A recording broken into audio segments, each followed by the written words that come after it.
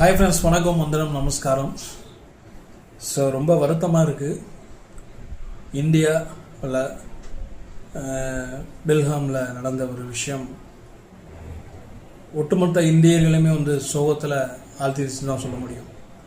ஏன்னா கிட்டத்தட்ட 20க்கும் மேற்பட்ட இந்தியர்கள் இரத்தவெறி மதவெறி பிடித்த நாதாரி பயல்னால் சுட்டு கொல்லப்பட்டிருக்கிறாங்க.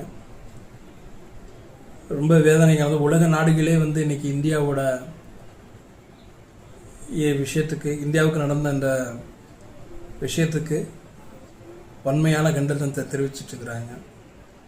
இந்த தருணத்தில் ஒரு இந்திய குடிமகனா, ஒரு உணர்ச்சி மிக்க உள்ள ஒரு குடிமகனா, தேசப்பற்றுள்ள ஒரு குடிமகனா, நான் என்னை மாதிரி இவங்க எல்லாருக்குமே தோன்றிட்டு இருக்க ஒரு சில விஷயங்கள் என்ன அப்படின்னா, இதுக்கு சம்பந்தப்பட்ட ஒட்டுமொத்த அந்த டெரரிஸ்ட் குரூப்பையும் கண்டுபிடிச்சு அவங்கள கருவழிக்கணும், அந்த தீவிரவாதிகளை வேரோட சாய்க்கணும் அப்படிங்கிறது தான் எல்லாருடைய விருப்பமாக இருக்குது.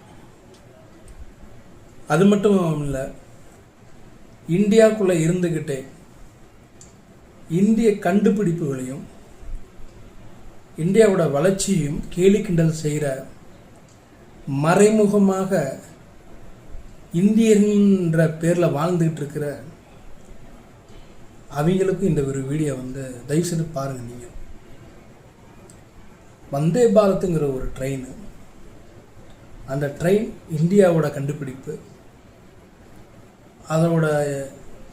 அதை கேலியும் கிண்டலுமாக சித்தரித்து மற்ற நாடுகளோட கம்பேர் பண்ணி இவங்க இவ்வளோ தூரம் வளர்ச்சி எடுத்துட்டாங்க, இவ்வளோ தூரம் வளர்ச்சிட்டாங்க. அவங்களுடைய மக்கள் தொகை நீங்கள் போய் பாருங்கள்.